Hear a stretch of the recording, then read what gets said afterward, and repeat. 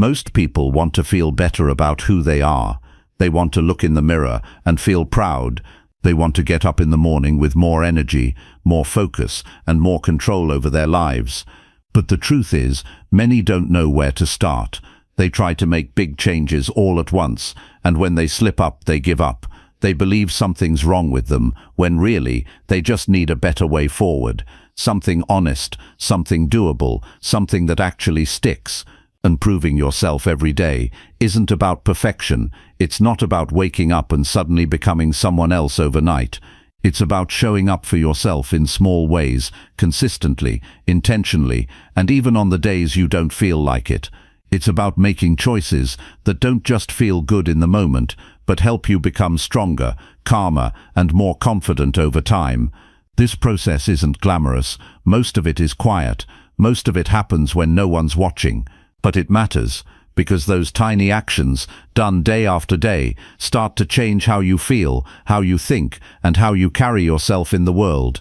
This isn't just about setting goals or following routines. It's about rebuilding the relationship you have with yourself. It's about learning to keep promises you make to you.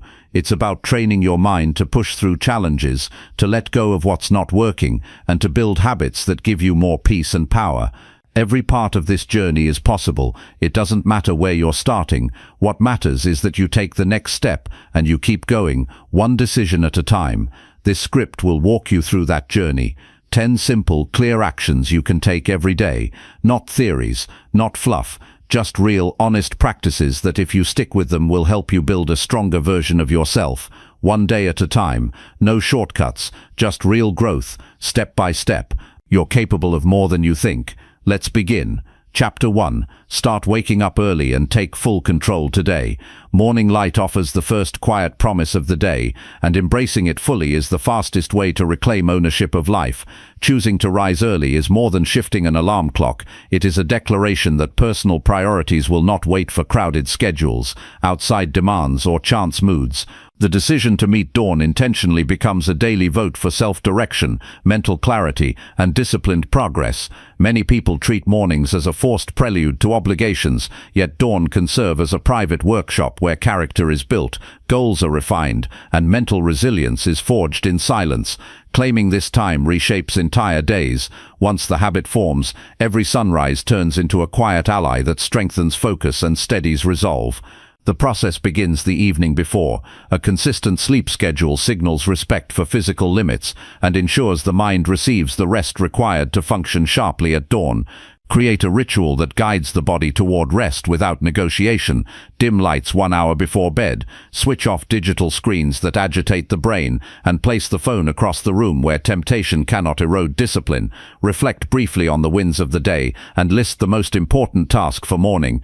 Close the notebook, breathe slowly, and allow the thought that tomorrow's dawn will be a test of resolve. Firm decisions made in advance dissolve morning hesitation, and discipline born at night will carry into sunrise.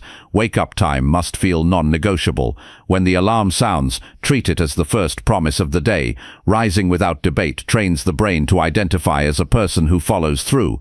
Stand up before pressing any button, stretch arms overhead, and take 3 deliberate breaths. Each breath signals the nervous system that the day begins under calm command rather than frantic urgency. This simple act counters common complaints of fatigue by injecting oxygen into muscles and clearing fog from the mind. Drink a glass of water within 5 minutes to replenish the body after hours without hydration. Small physical cues reinforce the psychological shift from sleep to alert engagement. Establish a simple morning framework that aligns with personal goals. Avoid overcomplicated routines that crumble under travel or disruption. A framework of 3 core activities keeps the ritual both stable and flexible. Nourish the mind, move the body, clarify the day. Nourishing the mind can mean reading 5 pages of a thoughtful book, writing in a journal, or listening to an educational podcast. Moving the body can range from 10 push-ups to a brisk 30-minute walk. Clarifying the day involves reviewing the single most important objective and sketching essential supporting tasks. This trio of practices fits in 30 to 40 minutes and can expand when extra time allows. Consistency outweighs duration. The point is to act, not to perform an elaborate ceremony. The journal is an anchor. Write freely for 10 minutes every morning. Capture lingering dreams, anxious thoughts, or ideas that spark curiosity. The page does not judge, it merely holds space, so the mind stops spinning. When mental clutter lands on paper, the brain releases it and gains room for creative problem solving. Stoic thinkers use daily writing to examine emotions, outline duties, and reinforce virtues. Follow their example by ending the entry with 3 clear intentions for the day. Complete sentences give thoughts weight, turning vague hopes into concrete commitments. Physical movement requires no gym membership. Bodyweight exercises, dynamic stretching, or a short run in fresh air invigorate circulation and elevate mood through endorphin release. Training at dawn demonstrates mastery over inertia, strengthening willpower for later challenges.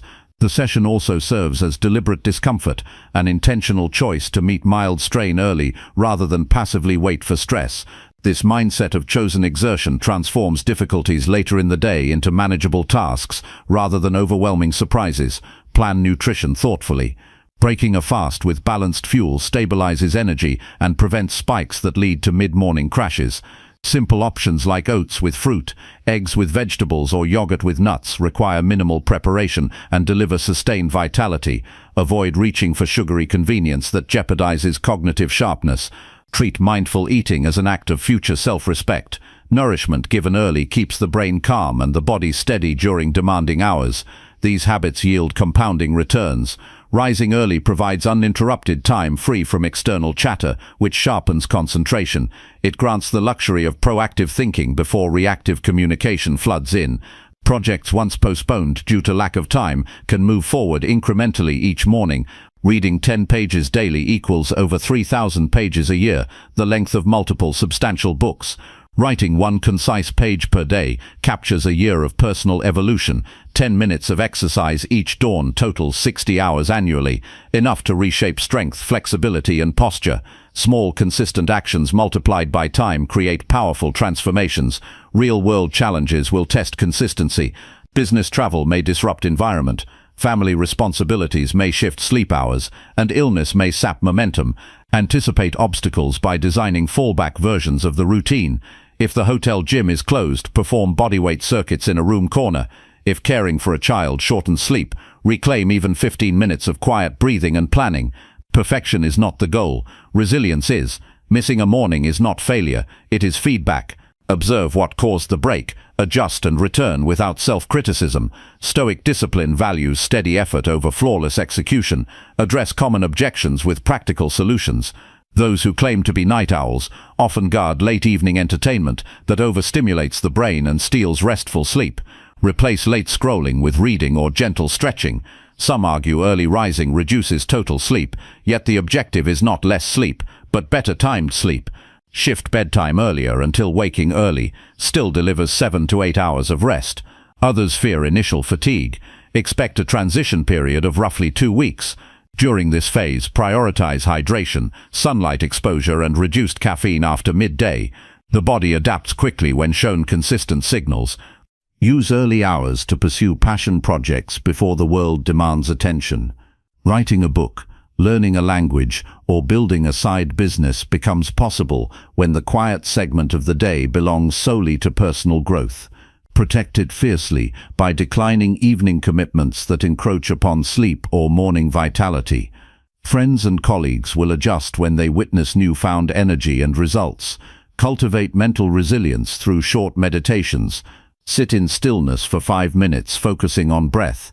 When thoughts wander, gently return attention. This trains the mind to observe urges without impulsively obeying them, a skill that transfers to resisting distractions later in the day. Stoic reflection pairs well with meditation. Contemplate impermanence, personal values, and the privilege of conscious choice. Recognize that waking early is a freedom many overlook. Treat it as a gift rather than a chore. Accountability accelerates habit formation. Share the commitment with a partner, friend, or supportive community. Technology can help if used wisely. An app that logs wake-up times or a simple text check-in reinforces consistency. Celebrate milestones, but keep celebrations modest. Pride lies in the act itself rather than external praise. When accountability shifts from external confirmation to internal integrity, the habit deepens. Measure progress through tangible metrics. Track wake-up times, pages read, words written, or minutes exercised. Objective data informs adjustments and keeps motivation grounded in reality. A visual calendar chain where every successful morning earns a mark becomes a gentle yet persuasive motivation to avoid breaking the streak. Data turns discipline into a visible narrative of growth. Guard mornings from digital intrusion. Resist email, social media, and news until after foundational tasks are complete. The brain's early hours produce the highest dopamine sensitivity, making it vulnerable to quick spikes from notifications. Protect that window for meaningful work rather than reactive consumption. Once the routine finishes and the mind stands firm, engaging with correspondence becomes a choice, not an urgent compulsion. Consider environment design as silent support. Lay out workout clothes before bed, place the journal open on the desk, and keep water ready by the bedside. By reducing friction, the path between intention and action becomes short and smooth. Even small obstacles, like searching for shoes in the dark, can derail fragile fledgling habits. Removing them reveals how willing the mind truly is. Financial benefits often follow energy optimization. Time saved from late-night idleness and spent on skill development or strategic planning can yield promotions or successful personal ventures. The clarity gained by morning review of finances encourages intentional spending. People who control mornings tend to control budgets, goals, and decisions rather than drift through them. Waking early also enhances relationships. Arriving to family breakfast calm and prepared sets a tone for the household. Meeting co-workers with focus instead of fatigue builds credibility and leadership presence. When stress levels drop due to proactive planning, patience with others rises. The early riser becomes a source of stability rather than a contributor to chaos. Mindful solitude has spiritual depth. When streets remain quiet and light slowly paints the sky, humans feel small enough to see truth without ego noise. This perspective nurtures humility and gratitude, two cornerstones of Stoic thought. Rising early reminds us that life's gifts are plain: breath, body, time, and freedom of thought. Accepting these gifts with reverence dissolves many modern anxieties. There will be mornings when the bed feels heavy. Visualize the cost of surrender, rushed preparation, scattered thinking, missed opportunities, and the creeping frustration of playing catch-up all day. Then picture the alternative: steady rhythm, completed goals before others wake, and the quiet pride that accompanies self-command. Choose the second image again and again until the choice feels effortless. Continual refinement keeps the practice alive. Every few months, audit the routine. Does this reading serve current goals? Could exercise intensity increase? Are intentions still aligned with long-term purpose? Adaptation prevents stagnation and signals respect for personal evolution. Just as muscles strengthen only when challenged, routines grow when refreshed. Leverage technology sparingly. Sunrise simulating alarm clocks wake the body gently by increasing light, improving mood and vigilance. Blue light blocking glasses used at night preserve circadian rhythm. Meditation or habit tracking apps can guide beginners, yet real power lies in biological rhythms and consistent effort. Gadgets enhance but never replace discipline. Teach others by example rather than persuasion. When friends marvel at productivity, share the routine. Offer help, but avoid preaching. People accept guidance most readily when witnessing tangible outcomes: clear eyes, finished projects, calm presence. By living principles, the early riser becomes silent proof that deliberate mornings change lives. Sustain momentum through purposeful evenings. Reflect on daily progress, note lessons learned, and reassert commitment for tomorrow. Gratitude listing primes the mind for contentment rather than craving, easing restful sleep. By ending the day with reflection and beginning with proactive action, life forms a continuous loop of intentional growth. Eventually, waking early ceases to feel like a tactic and becomes part of identity. The person who once struggled to rise before sunrise now wakes naturally, compelled by curiosity and ambition. This identity shift matters more than any single productivity hack. Identity governs behavior automatically. When "I am an early riser" becomes self-definition, effort turns into instinct. The practice also builds resilience against uncertainty. Unexpected demands throughout the day no longer threaten essential habits because they were completed before interruptions could strike. Confidence rises from knowing that no matter what chaos ensues afterward, core self-investment already occurred. This inner stability mirrors the Stoic concept of focusing on what can be controlled. Early rising is not a universal solution, but rather a powerful lever. Combine it with clear values, ethical action, and continuous learning to create holistic growth. Without moral compass, productivity merely accelerates directionless movement. With virtue at the center, increased energy becomes fuel for meaningful service and personal fulfillment. Has patience increased? Has empathy deepened? Have impulsive reactions decreased? Dawn rituals should shape who one becomes, not just what one accomplishes. The finest measure of a discipline is the quality of life it fosters both internally and externally. When setbacks occur, and they will, apply compassionate reason, analyze circumstances, adjust strategies, and recommit without self-denigration. Harsh self-talk weakens resolve, objective analysis fortifies it. Growth is iterative, and perseverance stitches isolated efforts into lasting change. Celebrate quietly. Acknowledge milestones with moments of mindful appreciation, perhaps stepping outside to breathe cool morning air, recognizing how far the journey has progressed. Silent self-respect outweighs noisy recognition and nurtures intrinsic motivation. External acclaim fades. Inner pride endures. In time, the mind associates dawn with possibility. The first bird call becomes a reminder that existence renews itself daily, offering fresh space to think, move, create, and improve. Mornings turn from obligations into invitations. Life feels less like a treadmill of urgent tasks and more like a series of deliberate steps toward chosen horizons. Practical wisdom lies in keeping the process simple. Decide on a wake-up time, prepare for it the night before, rise without negotiation, engage a brief triad of mind-body plan activities, respect nutrition, and protect the window from distraction.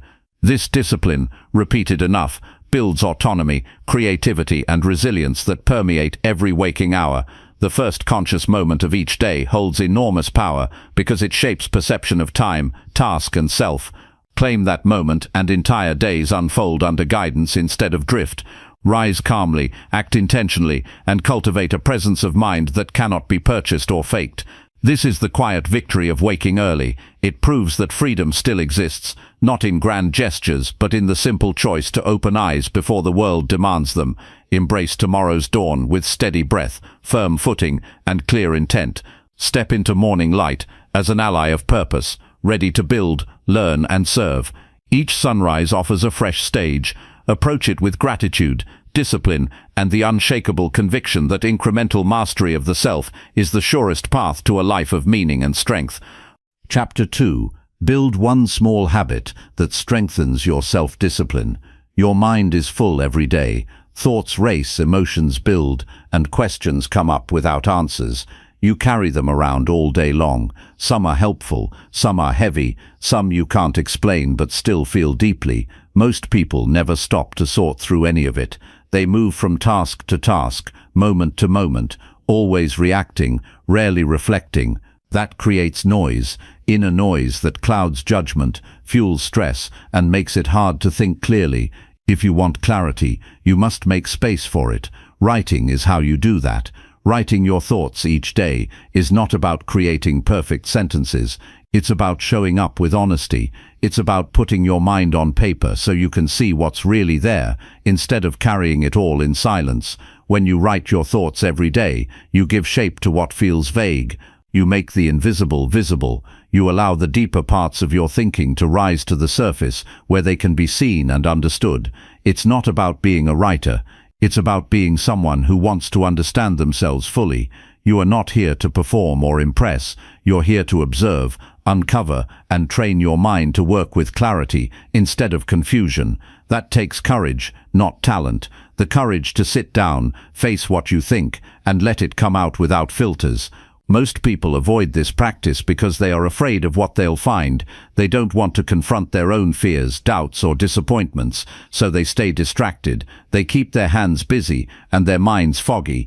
But you are not here to hide from yourself. You are here to grow, and growth begins with awareness. Daily writing gives you that awareness. You begin to see patterns in your thinking. You begin to notice how your thoughts shift based on what you consume, how you sleep, who you spend time with. You begin to recognize how much power your thoughts have over your emotions and actions. This is where inner strength begins, with the decision to be honest about what's going on inside you. You don't need a specific format or structure. You don't need rules. You need to sit down and write what's true. That's enough. Write what you're feeling, what you're questioning, what's bothering you, what you're grateful for, what you're working toward. Don't worry if it sounds messy. Messy is part of it. You're not writing for perfection. You're writing for insight. You are collecting the scattered pieces of your thinking and putting them in one place so you can see what needs to stay and what needs to go. Some days you'll feel like you have nothing to say. That's fine. Write that down. Write about the silence. Write about the stillness. The point is not to be interesting. The point is to be real. When you do this daily, something powerful begins to happen. You start understanding yourself more clearly. You become more honest, more grounded, more self-aware. You start noticing what truly matters to you and what's just noise. You stop being so easily swayed by other people's opinions because you've taken the time to develop your own. That is clarity. And clarity is what allows you to live with direction instead of drifting. This kind of writing is not for public view. It's not for social media or approval. It's a private practice that exists solely to serve your growth. You are giving yourself the gift of reflection. Every time you sit down and write, you are slowing down the speed of your thoughts. You are separating yourself from the constant rush of the world. You are choosing stillness in a noisy world. That stillness sharpens your mind. It allows you to think with precision. You stop reacting to everything. You start responding with calm and intention. The more you write, the more you begin to see your own progress. You'll look back on older entries and realize how much your mindset has shifted. You'll see how problems that once felt overwhelming are now under control. You'll recognize how your confidence has grown, not because life got easier, but because your thinking got clearer. You don't build a strong mind through chance. You build it through awareness, reflection, and consistency. Writing gives you all three. You don't need to write for an hour. Start with 5 minutes. Open a notebook or a blank page and begin with the question, what am I thinking right now? Let the words come without overthinking. Don't judge your grammar. Don't edit as you go. Just write. Let the thoughts land. Let them unfold. Some will surprise you. Some will be difficult. Some will be encouraging. That's good. You want the full picture. You want to know what's actually running through your mind, not just what you pretend to believe. This is how you train clarity. One page at a time. One honest sentence at a time. You are not just writing thoughts. You are watching them. You are learning from them. You are creating distance between who you are and what you think. That distance is essential. It gives you freedom. You begin to realize that you are not your thoughts. You are the observer of them. You have the power to choose which ones to follow and which ones to release. That awareness is strength. It makes you calm. It makes you steady. It helps you lead yourself with wisdom, even when life becomes chaotic. Over time, this habit becomes a daily reset, a moment of peace where you reconnect with yourself. You stop rushing. You stop pretending. You show up exactly as you are, and you let your words catch up to your reality. You gain control, not by forcing your mind to be quiet, but by allowing it to express itself in a space that's safe and unfiltered. That practice builds trust in yourself. You begin to rely on your own voice more than external noise. You begin to respect your own thoughts more than the endless opinions around you. And as your clarity grows, so does your confidence. Because you're no longer lost in thoughts you can't name. You're no longer consumed by emotions you don't understand. You've taken the time to sort through them. You've faced them. You've written your way through them. And now, they no longer control you. You control your mind. You choose how to direct your energy. You move with intention because you've taken time to know yourself deeply. This practice is simple, but not easy. It requires you to slow down when everything tells you to speed up. It requires you to face the parts of yourself that are uncertain, insecure, or unresolved. But this is how strength is built, by doing what others avoid, by showing up every day to sharpen your inner world so that your outer world no longer dictates how you feel. That's how you build clarity that lasts. That's how you train a mind that stays focused under pressure. That's how you begin to live with honesty, awareness, and peace. No matter what your days look like, this is something you can control. 5 minutes, 1 page, your thoughts, your truth. No distractions, no expectations. Just a quiet practice that keeps you grounded and helps you return to who you really are. Over time, that changes everything. Not all at once, but gradually, deeply, permanently. That's how you improve. That's how you evolve. That's how you lead yourself forward. Chapter 3. Write your thoughts daily to train your inner clarity. Every day your mind is exposed to hundreds of thoughts, concerns, and impressions. They arrive from what you hear, what you see, what others say, and what you quietly think to yourself. These thoughts don't vanish when ignored. They stay beneath the surface, clouding your focus and weighing down your decisions. When your inner world becomes crowded, your clarity fades. You begin to feel uncertain, restless, or even confused without knowing why. That's why writing your thoughts daily is not just a tool, it's a discipline. It's a way to slow down and see yourself clearly before the world tells you who to be. The purpose of writing daily is not to produce perfect words. It's to look inward and bring order to your thinking.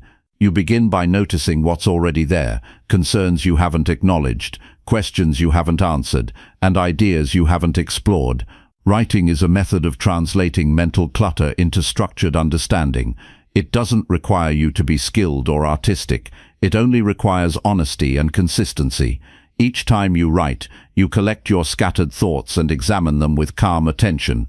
Clarity is not something you wake up with by accident. It is something you train. When you write each day, you stop reacting to your thoughts and begin responding to them. You notice what is helpful and what is draining. You become aware of how your emotions are shaped by the stories you repeat to yourself. You begin to separate what is real from what is assumed. Without this practice, your mind remains full but not focused. Writing gives you focus. It gives shape to the vague and space to the overwhelming. You don't need to write pages. You don't need a specific format. You need to create a small window of time to be with your mind without interruption. Begin with what feels real right now. You may feel anxious or grateful, restless or motivated. Write exactly what you feel without editing or filtering. You are not trying to impress anyone. You are creating a space to understand yourself. That process done daily builds your ability to think with precision. It strengthens your capacity to make decisions based on clarity, not confusion. Writing is a conversation with the most honest part of yourself. It's where you can admit what's working and what isn't. You can question your habits, evaluate your direction, and adjust your mindset. Without this conversation, your mind is left to wander without structure. That's when impulsiveness, doubt, and emotional reactivity begin to take over. But when you write, you regain command. You return to the role of observer and leader of your own thoughts. One of the most overlooked benefits of writing daily is that it teaches you to slow down. In a world that constantly urges you to go faster, the act of sitting down to reflect becomes an act of strength. You are not rushing. You are choosing stillness to access wisdom. This stillness is not emptiness, it's focus. And focus is the beginning of growth. People who write daily tend to grow faster, not because they move faster, but because they move with direction. They are not guessing. They are aware. They adjust when necessary. They build their lives based on clarity rather than noise. Some people believe they must wait until they feel inspired to write. That's a mistake. Discipline doesn't wait for motivation. It shows up because the value is understood. When you write, even when you don't feel like it, you are training your mind to act with purpose rather than mood. You are telling yourself that clarity matters more than comfort. That single decision repeated over time changes how you operate. You begin to act from your values, not your impulses. You begin to prioritize growth over ease. The most powerful insights often come from moments you don't expect. One small sentence you write can reveal a blind spot you hadn't noticed. One paragraph can unlock an answer you've been seeking for weeks. These realizations don't come from force, they come from presence. Writing daily places you in that presence. It turns your attention inward, not in a way that isolates you, but in a way that strengthens your center so you can meet the world from a grounded place. Every entry you write is a mirror. You see yourself, not the version others expect, but the one that exists in silence. Over time, this builds confidence, not a loud external confidence, but a quiet knowing. You know who you are. You know what you believe. You understand what drives you and what drains you. You recognize when your thinking is aligned and when it needs correction. This is how clarity becomes natural. It's not something you chase. It's something you practice and grow. There will be days when you're tired or distracted. Write anyway. Even a few sentences matter. You are not chasing perfection. You are building consistency. That consistency becomes strength. Over time, it becomes part of who you are. A person who doesn't ignore their thoughts. A person who faces their truth and learns from it. A person who doesn't let life happen to them but instead meets life with intention. When you look back after a month or a year of writing, you'll notice a deeper shift. You'll realize you are no longer surprised by your own emotions. You'll see how often your growth was born in quiet moments. You'll read your old words and see evidence of your improvement, not just in your circumstances, but in how you think, how you process, and how you choose. That kind of change isn't loud, but it is powerful. It's the kind of change that stays. If you want clarity, you need to listen to yourself. Not once, not occasionally, but daily. Writing is how you listen. It's how you hear what your mind is truly saying beneath the surface distractions. It's how you process the experiences of your life so they don't accumulate into confusion. This practice is simple, but it's also transformative. It's a tool you can carry with you for life. You don't need anything more than a pen or a keyboard and the willingness to be honest. That's where clarity begins. Writing daily trains your ability to reflect before you react. It sharpens your ability to think critically instead of passively. It helps you become the kind of person who responds with thoughtfulness instead of impulse. This doesn't just help you, it helps everyone around you. You become a better communicator, a more stable leader, a more aware partner. People who understand their own minds are better at understanding others. And that begins with writing, alone, quietly, consistently. Your thoughts matter. They shape your actions, your mood, your beliefs, and your results. Don't leave them unexamined. Don't carry them without checking their truth. Write them down, see them clearly, learn from them, adjust when needed. Writing is not something you do once. It is something you make part of your life, because self-awareness is not a moment, it's a way of living. Every day you write, you become more capable of meeting the challenges ahead with clarity, instead of confusion. And that kind of clarity, earned in silence, is what gives you the power to live with depth and direction. Chapter 4. Face one fear daily to grow your confidence fast. Fear does not vanish on its own. It grows in silence and becomes stronger the longer you avoid it. It sits quietly in your mind and influences how you move through the world. It keeps you from speaking up when you should. It makes you shrink when you should stand tall. It convinces you that something bad will happen if you try. But the truth is, the more you avoid your fear, the more you hand over your strength. Confidence is not something you are born with. It is something you build by confronting what scares you and choosing action anyway. If you want to grow quickly, you need to stop waiting for fear to go away. You need to start moving toward it. Facing one fear each day changes your relationship with discomfort. Instead of trying to escape it, you begin to see it as a doorway. On the other side of fear is growth, and the only way to reach it is to step forward. You don't need to face the biggest fear all at once.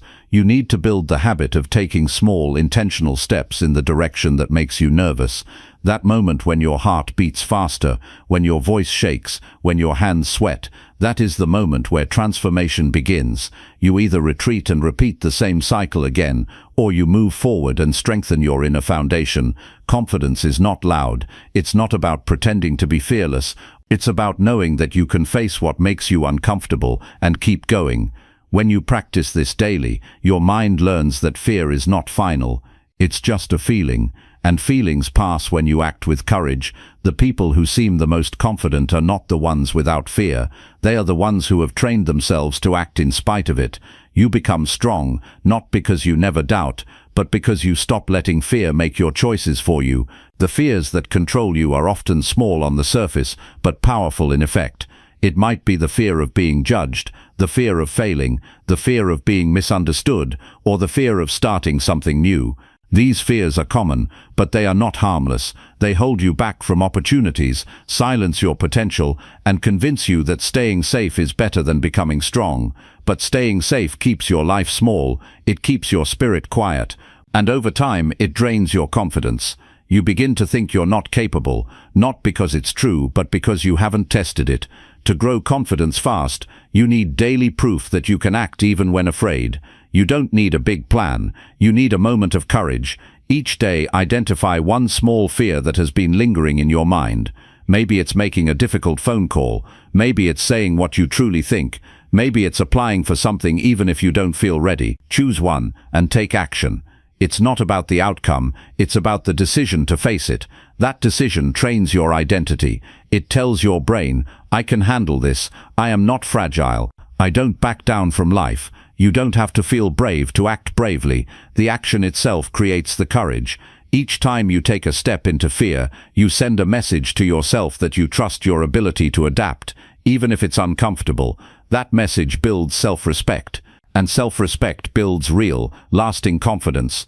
You stop needing external validation because your confidence now comes from within. You've earned it, not through comfort, but through challenge. Most people try to wait until they feel ready, but readiness is a myth when fear is involved. You don't feel ready before doing something hard. You feel ready after doing it.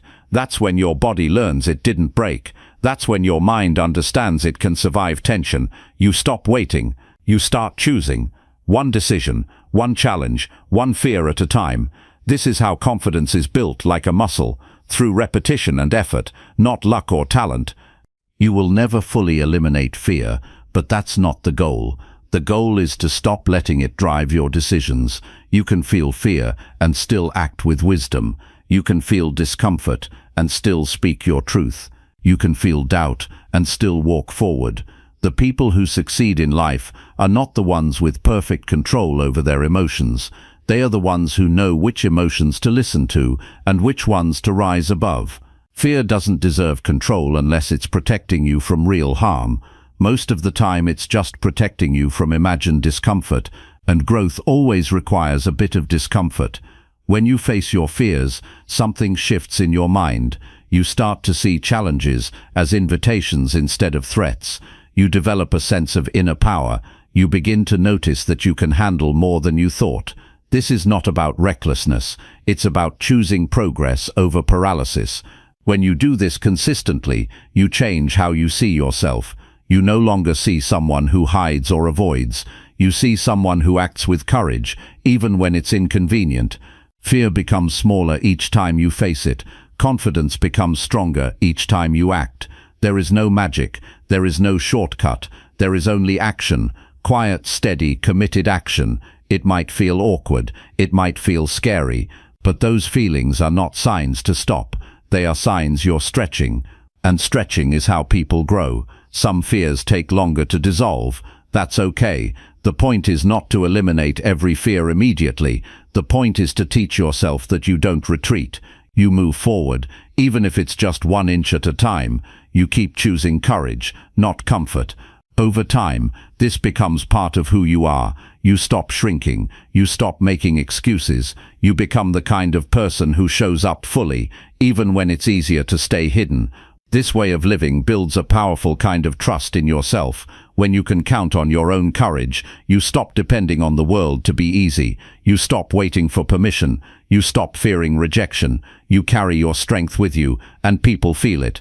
Not because you're trying to prove anything, but because you're no longer trying to hide. Every day gives you a chance to grow a little stronger, not by reading more, not by planning more, but by doing the thing you've been avoiding.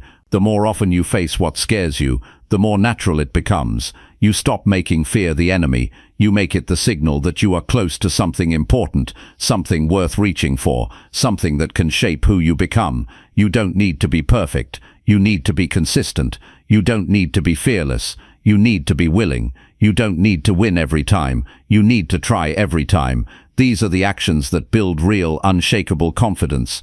Confidence that does not depend on your environment. Confidence that stays with you in quiet rooms and loud moments. Confidence that comes from facing fear again and again until fear is no longer your master, but your teacher. Chapter 5. Spend time alone daily to understand your real self. Most people spend their lives surrounded by noise, conversations, distractions, notifications and responsibilities fill up every corner of the day. Even in moments of stillness, the mind often stays crowded. We keep ourselves occupied to avoid the uncomfortable silence that might reveal what we're trying to ignore. But the truth is, without time alone, you never fully meet yourself. You live as a version shaped by expectation, reaction, and survival. You respond to the world, but rarely hear your own voice clearly. To know who you really are, you have to spend time with yourself, quietly, consistently, and without distraction. Being alone is not the same as being lonely. Loneliness is the absence of connection. Solitude is the presence of yourself. And in that presence, there is a kind of strength that no one else can give you. When you choose to be alone, even for a few minutes each day, you create space for your thoughts to settle. The chaos begins to quiet down, the masks fall away. You're no longer performing, you're no longer reacting, you're just being. That is when your true self begins to speak. Not in loud words or dramatic realizations, but in subtle truths and quiet understandings. Most people avoid this because facing yourself isn't always comfortable. You might notice the guilt you've been carrying. You might feel the weight of decisions not made. You might come face to face with questions you've been avoiding. But these moments are not something to fear. They are your invitation to grow. If you don't look inward, you end up living your life on autopilot, doing what you've always done, thinking what you've always thought, and wondering why nothing feels right. The only way to real clarity is to look within, and you can't do that when you're constantly distracted. Start small, 5 minutes in silence. No phone, no music, just you. Sit, breathe, and let whatever needs to rise come forward. Don't judge it, don't resist it, just observe. This is how self-awareness is built, not through forcing insights, but by allowing them. Over time, those minutes become something you look forward to. You begin to crave that space, because in it, you remember what matters. You reconnect with your priorities. You see where your energy is leaking. You understand what you've been avoiding, and why. This understanding gives you power. The power to change. The power to choose better. The power to live from a place of alignment, instead of confusion. When you spend time alone daily, your thoughts become clearer. You stop needing so much input from others. You start trusting your own instincts more. You notice which choices feel forced and which feel true. You begin to act with greater intention because you're no longer living from impulse. You're responding to life from a place of depth instead of surface reaction. This makes you stronger, more stable, and less dependent on external approval. You learn that you don't need constant validation when your values are clear.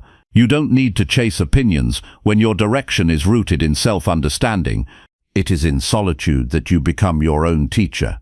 You listen to your fears and learn from them. You examine your desires and question where they come from.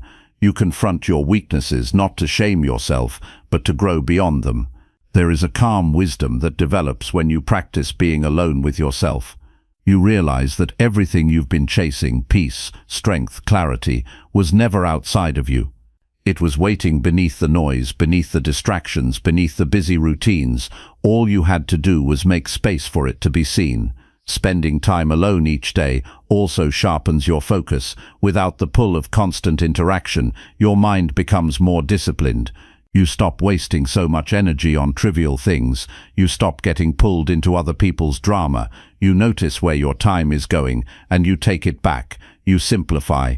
You choose what matters, and let go of what doesn't. This clarity brings calm. You no longer feel the need to prove anything. You're no longer chasing every opportunity that passes by. You move with purpose, and that purpose comes from within. Many people fear being alone because they think it means they are unloved or unwanted. But the ability to be alone is actually a sign of emotional maturity. It means you're not afraid of your own thoughts. It means you've developed enough strength to stand on your own without needing constant reassurance.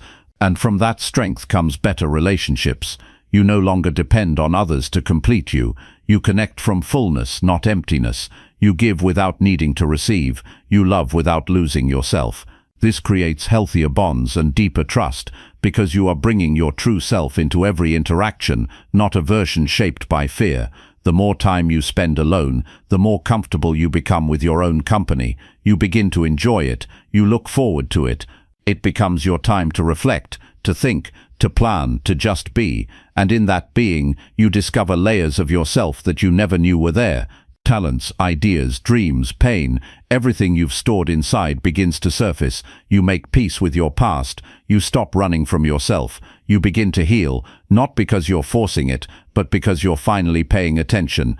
This kind of daily solitude does not require hours. Even 10 to 15 minutes of intentional silence can shift your entire day. It centers you, it grounds you, it reminds you that you are not just a product of the world around you. You are an individual with the power to think, choose and grow. And the more you cultivate this space, the more confident you become in your direction. Decisions become easier, boundaries become clearer. You stop second-guessing every move because you know who you are and you know what matters to you. When you build this daily habit, you give yourself a gift that no one else can give you, the gift of knowing yourself deeply and living from that place. This doesn't mean you'll never struggle. It means that when struggle comes, you won't be shaken so easily. You'll have a foundation of calm. You'll have clarity in the storm. You'll have yourself, and that is more than enough. Chapter 6. Practice gratitude every night to build inner peace. Most people go to bed carrying the weight of everything that went wrong during the day. The arguments, the missed opportunities, the stress, the small annoyances, they pile up quietly, adding pressure to the mind and tension to the heart. Without realizing it, we fall asleep with unrest in our thoughts and heaviness in our spirit. This becomes a cycle. We wake up already burdened, step into the day with low energy, and repeat the pattern without pause. But there is a way to break that cycle, and it begins with one simple but powerful decision: to end your day with gratitude, not just as a vague feeling, but as a consistent nightly practice that realigns your focus and restores your peace from within. Gratitude is not about ignoring difficulties or pretending that everything is perfect. It's about choosing where to place your attention. Every day brings a mix of experiences, some joyful, others painful. If you never pause to notice what's good, the mind will naturally drift toward what's missing. The brain is wired to detect threats, to remember disappointments, to scan for problems. If you don't train it, it will keep you stuck in anxiety and dissatisfaction. But if you guide your mind, especially at the end of the day, to reflect on what's working, what you've gained, and what moments brought warmth or growth, you begin to change the way you experience life. Inner peace doesn't come from perfect conditions. It comes from a trained perspective. When you deliberately end your day by acknowledging what you're thankful for, you shift your energy, you release the grip of frustration, and create space for calm. Your thoughts slow down. Your nervous system begins to settle, your sense of balance returns. You no longer fall asleep feeling like you're behind or lacking. Instead, you rest with a quiet sense of sufficiency, knowing that even in an imperfect day, there was something meaningful to carry forward. The practice itself is simple. Before going to sleep, sit for a few minutes in silence. Ask yourself what you appreciated about the day. Don't wait for big events or dramatic wins. Look for the small things: a smile from a stranger, a task you completed, a moment of laughter, a good meal, a warm conversation, or even the simple fact that you made it through. Write these down, or just say them quietly to yourself. Let each one settle in your awareness. Feel them, don't just name them. Let your body and mind absorb the goodness that was present, even if it was brief. Over time, this becomes more than a routine. It becomes a mindset. You start noticing positive moments as they happen because your mind has been trained to look for them. You stop glossing over kindness. You start appreciating your own efforts. You become more aware of the beauty in ordinary things. This awareness deepens your connection to life and strengthens your emotional resilience. Gratitude acts like an anchor. No matter what chaos the day brings, you end it by returning to what grounds you. One of the most powerful effects of nightly gratitude is its ability to soften the heart. When you make space each night to appreciate life, bitterness begins to fade. Resentment loses its grip. You stop clinging so tightly to what hurt you because you're holding on to what healed you. Gratitude doesn't erase pain, but it creates room around it. It reminds you that pain is not the whole picture. It reminds you that there's more to your story than what went wrong, and that reminder gives you hope. It restores a sense of wholeness and helps you feel more at home within yourself. As this practice becomes a habit, you'll notice other shifts too. Your sleep becomes more restful, your mind feels lighter, your relationships feel deeper because you've trained yourself to focus on what's good in people rather than what's missing. You begin to approach your days with more patience because you've ended them with appreciation. Life starts to feel more manageable, not because it became easier, but because you became more centered. You may also start seeing growth where you previously only saw struggle. Gratitude has a way of revealing the quiet victories we often overlook. The hard conversation you had that moved things forward, the courage it took to keep going despite doubt, the discipline you showed when no one else noticed. When you pause to reflect, these things come into focus. You stop waiting for someone else to recognize your effort. You give yourself that recognition, and that builds quiet confidence. You realize you are stronger than you thought, and more capable than you gave yourself credit for. Gratitude also deepens your sense of purpose. As you reflect on what you're thankful for, you begin to see what matters most to you. Certain patterns emerge. You notice which activities leave you feeling fulfilled. You see which people lift your spirit. You become aware of the values that make your life meaningful. This awareness guides your choices. It helps you let go of what no longer serves you. It sharpens your sense of direction. You no longer drift aimlessly. You begin to live with greater clarity because you've taken time to understand what fuels your well-being. This nightly practice is especially powerful during difficult seasons. When life feels heavy, gratitude becomes a lifeline. It reminds you that not all is lost, that even in darkness there are flickers of light, a kind word, a quiet moment, a lesson learned, a breath of relief. Holding on to these doesn't make the hardship disappear, but it makes it more bearable. It gives you the strength to face tomorrow with courage, knowing that even in the struggle, something good still exists. To make this habit last, consistency matters. Make it part of your nighttime routine. It doesn't require much time, just intention. Keep a small notebook beside your bed. Write down 3 things you're grateful for each night. They don't have to be profound, they just have to be honest. If writing isn't for you, simply speak them aloud, or reflect in silence. What matters most is presence. The more you do this, the more natural it becomes. Eventually, gratitude stops being a practice and becomes a way of seeing, and this way of seeing changes everything. You stop measuring your days by how much you accomplished or how few problems you had. You start measuring them by how present you were, how much kindness you noticed, how deeply you felt, and how often you paused to appreciate what you have. That shift rewires your emotional life. It lowers stress. It increases resilience. It brings joy back to the surface. You no longer need big achievements to feel worthy. You find satisfaction in simply living with awareness and appreciation. There's a quiet kind of power in ending each day with gratitude. It reminds you that no matter how uncertain life is, you always have the ability to choose your focus. That choice creates inner peace, not because everything is perfect, but because you've learned to honor what is good, even if it's small, even if it's temporary, even if it came wrapped in discomfort. Peace is not found in controlling the world. It's found in training the mind to rest in what's already enough. Gratitude is how you begin that training, and doing it each night is how you turn it into a way of life. Chapter 7. Plan your next day before going to sleep tonight. Most people begin their mornings trying to remember what they forgot to do yesterday. They wake up feeling like they're already behind. Their mind races before their feet even touch the ground, filled with noise, clutter, and vague pressure to be productive. Without direction, the day takes control of them instead of the other way around. They check their phone, get pulled into distractions, and react to whatever comes at them first. That pattern doesn't just waste time, it slowly erodes confidence. When you go through your days without a clear sense of purpose, you don't feel accomplished, even after hours of effort. You feel scattered, overwhelmed, and unsure if anything truly moved forward. But there's a simple shift that can reverse all of that. It begins the night before. Planning your next day before going to sleep is not just about writing a to-do list. It's a practice of intention. It's a decision to take ownership of your time. When you map out your next day in advance, you remove the stress of waking up to uncertainty, you eliminate guesswork, you create mental clarity, and perhaps most importantly, you begin to trust yourself more. You start the day not with confusion, but with confidence that you already know where your energy is going. This habit brings calm to the end of your day.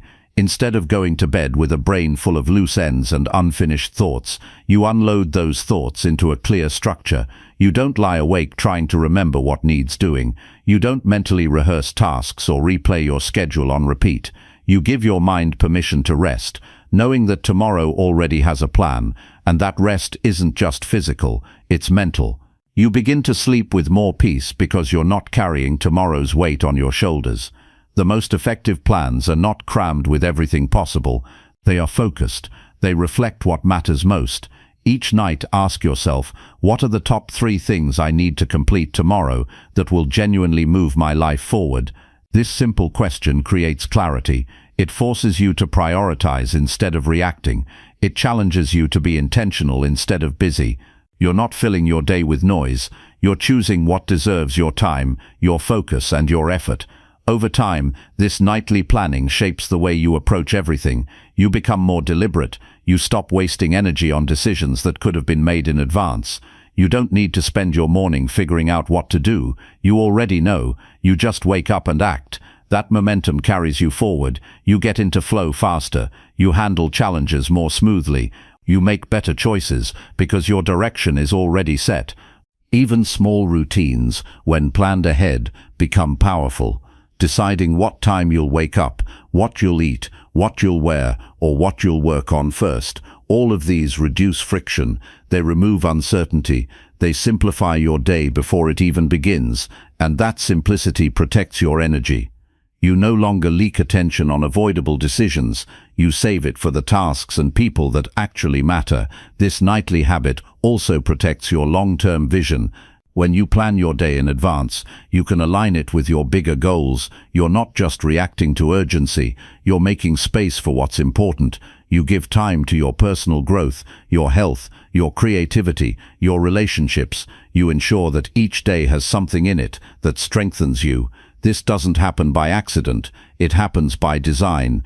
And the best time to design tomorrow is the night before, while the lessons from today are still fresh in your mind. The process doesn't have to take long. 10 minutes is enough. Sit quietly, review your calendar, write your priorities, and think through how you want the day to feel. Not just what you want to do, but how you want to experience it. Do you want the day to feel structured, light, focused, productive, centered? Your emotional state matters. When you plan your tasks around the kind of energy you want to cultivate, you begin to create days that don't just look successful, but actually feel fulfilling. You also start noticing patterns. You see what kind of work drains you, what meetings leave you scattered, and what routines keep you grounded. You start adjusting your days based on what works instead of repeating cycles that don't. You course correct faster. You waste less time. You make better use of your most productive hours. That level of self-awareness only comes from planning, reflecting, and refining day after day with consistency. This habit also improves your discipline. When you commit to a plan the night before and then follow through the next day, you build integrity with yourself. That follow-through strengthens your belief that you can direct your life. You stop relying on motivation because you already have structure. You stop negotiating with procrastination because the plan is already made. And with each day that you follow the plan you created, your sense of control grows. It's not about perfection. Some days will not go as planned. That's inevitable. But even when life interrupts your schedule, you'll be better equipped to adapt because you started with intention. You'll know what matters most, so you can still protect it. You won't crumble under surprise because you've already trained your mind to respond with clarity, not panic. You'll move with purpose, even when plans shift. This habit also sharpens your focus. Throughout the day, whenever you feel pulled in different directions, you can return to your plan. You don't have to stop and rethink your next step. It's already there, waiting. That single point of reference helps you recover quickly from distractions. It gives you a clear way to say no to what doesn't align with your priorities. It keeps you grounded when everything else feels chaotic. And when the day ends, you'll feel something many people don't. satisfaction. Not because you did everything perfectly, but because you acted with direction. You didn't let the day run you. You showed up for it with clarity, made progress on what mattered, and now you can close it with peace. That sense of satisfaction creates a positive feedback loop. It motivates you to keep planning. It gives you momentum. It reinforces the truth that you have more influence over your life than you once believed. Eventually, this becomes more than a habit. It becomes a philosophy. You no longer live on autopilot. You live with direction. You no longer let urgency dictate your priorities. You set them. You no longer leave your energy to chance. You protect it. All because night after night, you chose to plan instead of drift. That decision, repeated daily, builds a life that reflects your deepest values and your highest potential, not through force, but through quiet, intentional effort, starting the night before. Chapter 8. Take full responsibility for everything in your life. When you decide to take full responsibility for everything in your life, you stop waiting for circumstances to change and start creating change from within. You no longer blame your past, your parents, your environment, or the people around you. You understand that the power to shape your life begins the moment you stop assigning that power to something outside of yourself. This decision isn't about shame or guilt. It's about ownership. Ownership gives you the ability to grow. It gives you choices. It gives you the freedom to rise above limitation and rewrite the direction of your life, no matter where you started. Most people stay stuck because they hold on to the idea that something or someone else is responsible for the way they feel, the results they get, or the state of their life. They spend years waiting for others to apologize, to change, to notice them, to give them opportunities. But the longer you wait for the world to fix what you're unwilling to face, the more powerless you become. You lose time, energy, and confidence, hoping for something outside of you to shift when the real shift has to happen internally. Taking responsibility means looking at every area of your life, your health, your relationships, your finances, your habits, your emotions, and asking one simple question: what part of this have I created, allowed, or neglected? It requires honesty, brutal honesty, and at first it can feel uncomfortable, even painful, but that pain is temporary. What it gives you in return is long-lasting power, because the moment you admit your role in the situation, you activate your ability to do something about it. It doesn't mean everything is your fault. You may have experienced real trauma, real injustice, real setbacks beyond your control. But responsibility is not about fault, it's about response. It's about your ability to respond from this moment forward. You may not have created the problem, but it's now your job to decide how you're going to move through it. That shift in mindset is what separates people who transform their lives from those who stay stuck in patterns of blame. When you stop pointing outward and start looking inward, everything changes. You start catching the ways you've avoided responsibility, whether through excuses, denial, or distraction. You begin to notice where you've lowered your standards, where you've tolerated less than you deserve, and where you've made choices that led you to your current results. And instead of judging yourself, you use this awareness as fuel. You choose to rise above old habits. You stop pretending that life is happening to you. You start showing up like the one who gets to shape it. It takes courage to stop blaming. It takes maturity to stop waiting. It takes strength to say, I am where I am because of what I've chosen, and I can choose differently. That single act of responsibility rewires your self-image. You no longer see yourself as a victim of life. You see yourself as the author of it. You accept the past without making excuses. You face the present without defensiveness. You build the future with conviction. When you take full responsibility, you stop outsourcing your happiness. You stop depending on someone else to make you feel seen, valued, or whole. You realize that no one is coming to fix your mindset. No one is coming to make you disciplined. No one is going to teach you how to respect your time or protect your energy if you don't lead that yourself. Every day you're faced with small decisions, and every one of those decisions reflects whether you're taking ownership or giving it away. Responsibility brings clarity. It forces you to drop the stories that keep you small. It cuts through the noise of justification. It demands you look at what's really in your control and then act on it. If your health is suffering, you stop blaming your schedule and start creating new boundaries. If your finances are unstable, you stop blaming your upbringing and start learning what you were never taught. If your relationships are strained, you stop blaming the other person and start owning how you've contributed to the dynamic. That level of self-awareness doesn't make you weak, it makes you powerful, because now you can actually do something meaningful to change the outcome. There's no growth without responsibility. You can't rise while holding on to victimhood. The two cannot exist in the same space. One keeps you stuck, the other moves you forward. Every time you choose to take ownership, you build character, you build resilience, you build trust with yourself. That trust becomes your foundation, because now you know you can face anything, not because it's easy, but because you've decided to take charge. Most people are waiting to feel ready before they take responsibility, but the truth is, responsibility comes first. Clarity, confidence, and results follow. You don't wait until life feels perfect to start leading it. You start where you are, you take inventory, you hold yourself to a new standard, and you move forward. Not perfectly, but consistently. Sometimes responsibility looks like choosing discipline over comfort.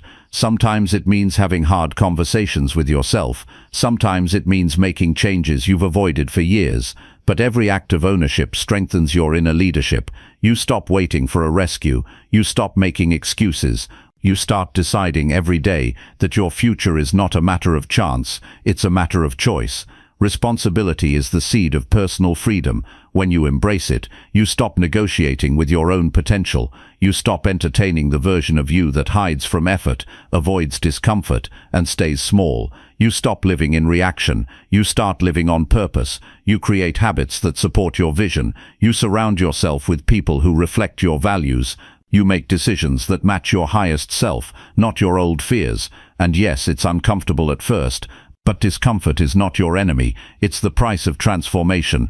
Growth never happens inside your comfort zone. It happens in those moments when you decide to show up, even when it's hard, when you take the blame off others and put the focus back on yourself, when you stop arguing for your limitations and start practicing your potential.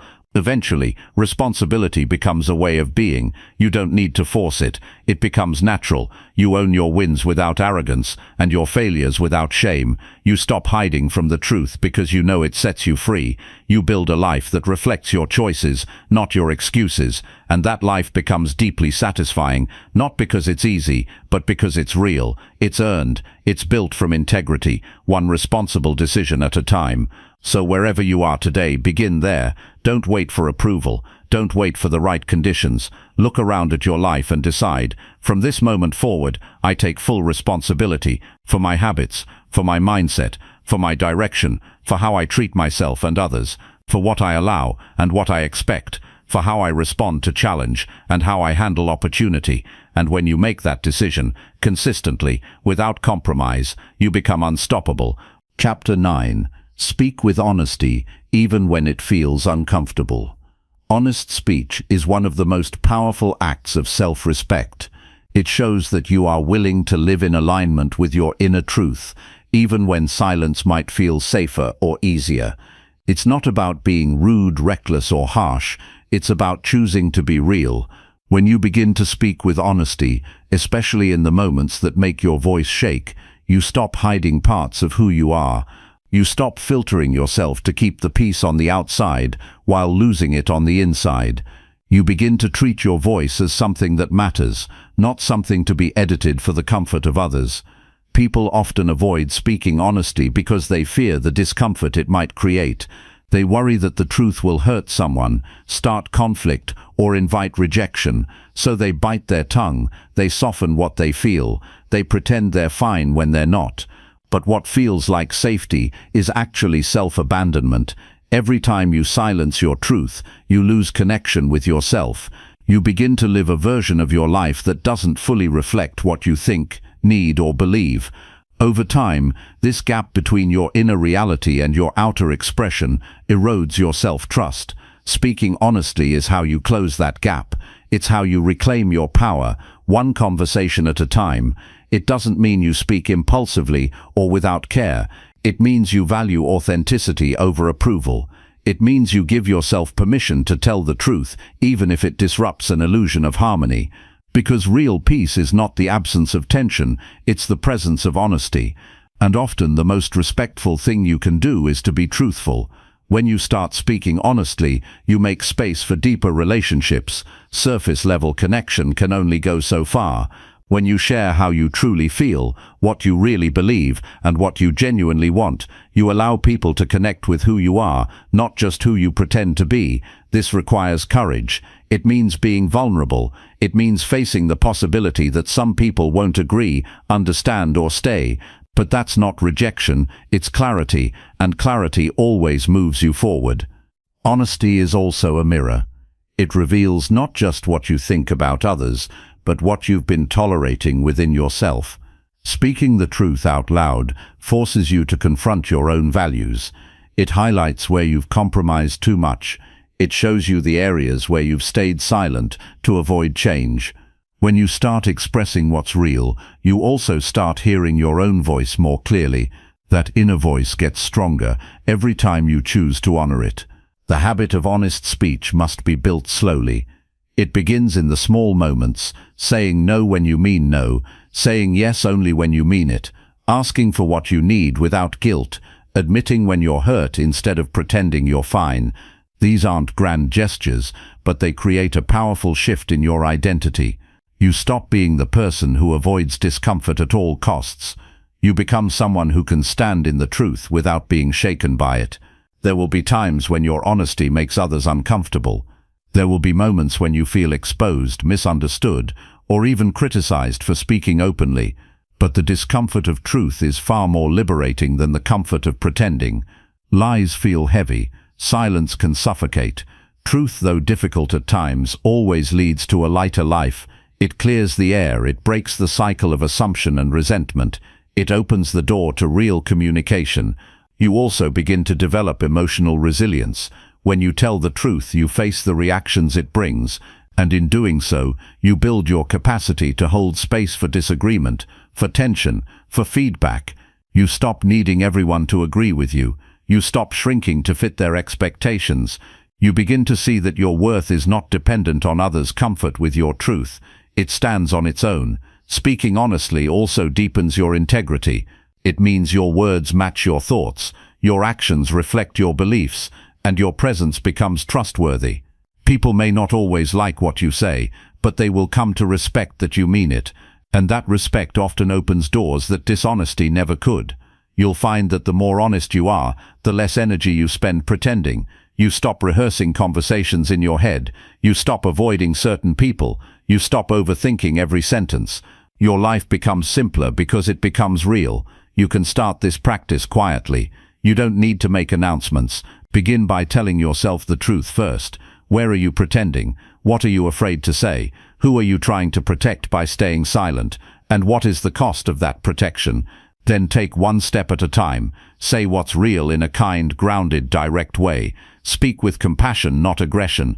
Honesty is not about dominance. It's about clarity. It's about saying what you mean with the intention of understanding, not control. When you build a habit of speaking the truth, you attract relationships that can hold it. You stop wasting time in dynamics based on performance. You create room for depth, for honesty in return, for mutual respect. You'll notice that some connections fade when you stop pretending, but that's not a loss. That's space being cleared for what's more aligned. One of the greatest gifts you can give yourself is the permission to be honest without apology. Not because you always have the right answer, but because you're willing to stand behind what you believe at this moment. That honesty may evolve, your opinions may change, your understanding may grow, but the courage to speak up, even while still figuring things out, builds a life based on truth, not illusion. It's not always easy. Sometimes telling the truth will end things. It might close chapters, shift relationships, or challenge people's image of you. But what it creates in return is authenticity, and authenticity is the foundation of fulfillment. You can't feel fully alive while suppressing your voice. You can't feel free while hiding behind politeness. You can't grow if you're too afraid to express what matters to you. So you start now, not when it's convenient, not when everyone else is ready, not when the perfect words come. You start in this moment by choosing to stop hiding behind what sounds good and start living what feels true, even when it's awkward, even when it shakes the room, because the truth might make things uncomfortable, but it's the only thing strong enough to build something real. Chapter 10. Push through hard moments without seeking quick comfort. Most people are trained to reach for comfort the moment they feel pressure. It's automatic. A difficult emotion rises and they distract themselves. A setback appears and they look for a way to escape it. The mind craves relief more than it craves progress, but what's easy in the moment is often what costs the most in the long run. Growth demands that you face the tension directly, without numbing it, running from it, or pretending it's not there. Every time you choose not to escape a hard moment, you build a kind of strength that no external motivation can give you. It's the quiet power of staying present in the discomfort until you rise above it instead of falling beneath it. The truth is, your future is shaped in these small, silent decisions, those seconds when quitting feels justified, when distraction looks harmless, when avoidance appears smarter than effort. But if you want to build something real, real resilience, real achievement, real confidence, you must learn to stay with the difficulty, not because it's pleasant, not because you like pain, but because pushing through it builds something in you that comfort never could. Pain, when faced directly, transforms you, not all at once, but little by little, by sharpening your mind and deepening your patience. We're living in a world that promises instant solutions. You're always just one click, one scroll, or one indulgence away from escaping whatever feels heavy. But every time you give in to that impulse, you train yourself to avoid effort. You train yourself to run from challenge. You teach your brain that pressure is something to flee, instead of something to overcome. That kind of mindset creates dependence on entertainment, on pleasure, on external reassurance. You become less capable, not because you lack talent, but because you never stayed long enough in the struggle to discover your strength. The hard moments are your training ground. The frustration, the boredom, the failure, the doubt, these are not signs you're on the wrong path. These are the ingredients of growth. They test whether you can keep going when motivation is gone. They show you what you actually believe when the outcome isn't guaranteed. They challenge the part of you that wants ease and offer you a choice: surrender to it or outgrow it. It's not about punishing yourself. It's about refusing to be controlled by your craving for comfort. You must be willing to feel the burn of effort. Not every day will feel inspired. Not every step will be smooth. You'll get tired, you'll want to delay, you'll be tempted to give yourself an excuse, and this is where most people stop. But if you want to become someone who creates a powerful life, you cannot build it on the foundation of momentary pleasure. You build it through grit, through patience, through the decision to act even when your emotions say otherwise. This means allowing yourself to sit in the discomfort without fixing it immediately. It means not reaching for the snack when you're bored, not checking your phone the second silence becomes awkward, not quitting the project just because it's frustrating. It means saying to yourself, I'm capable of handling this feeling, and staying in it until you see it shift, not because you avoided it, but because you faced it fully. That's how you train endurance, not only physically, but emotionally, mentally, and spiritually. When you develop this capacity, life begins to respond differently to you. You stop being tossed around by every inconvenience. You don't crumble at every delay. You stop needing outside conditions to be perfect before you can function. And you start to trust yourself in a way that's unshakable. You know that no matter how difficult the situation becomes, you can hold steady. You can breathe through it. You can stay grounded. You can act with intention instead of reacting from fear. This is how you earn confidence, not by imagining the best-case scenario, but by surviving the hard one. It's not about blind optimism, it's about building the ability to keep going when optimism runs out, because the deeper reward is not just the achievement, but the person you become in the process of reaching it. That version of you, the one who didn't quit, who didn't escape, who didn't collapse, is the foundation of every future success. Comfort is not the enemy, but when it becomes your first response to challenge, it weakens you. You must learn to delay the reward, to stay with the task, to hold the discomfort without turning it into a crisis. You are not fragile. You don't need everything to feel easy. You need a clear reason to keep going and the willingness to face what stands in your way. That's what separates discipline from wishful thinking. One moment at a time, you prove to yourself that you don't need to be rescued from pressure. You don't need to escape your own life. You don't need to numb the experience of being human, because the parts of life that feel difficult are often the parts that are calling you to evolve. And evolution doesn't happen in a comfort zone. It happens in the stretch, in the effort, in the honest work of facing what's hard and doing it anyway. So when the moment comes, the temptation to delay, to hide, to soften the edge, pause. Don't move toward the easy fix. Stay right where you are. Breathe into it. Remind yourself that this feeling will pass, but the discipline you build by staying will remain. You're not fragile. You're simply unused to being present with pain. But that's a skill. It can be learned. And once you learn it, you'll carry it everywhere. There will always be something trying to pull you away from your effort. But every time you resist that pull, every time you choose the long path over the shortcut, every time you say yes to the task instead of the impulse, you strengthen the part of you that leads, not the part that reacts, but the part that decides, and that is where your power lives. Keep showing up in the moments that challenge you. Keep holding the line when you want to fold. Let the discomfort shape you, not break you. Because when you stop seeking comfort at every turn, you start finding strength in places you didn't know existed. And that strength will carry you through things that once seemed impossible, not because they got easier, but because you got stronger.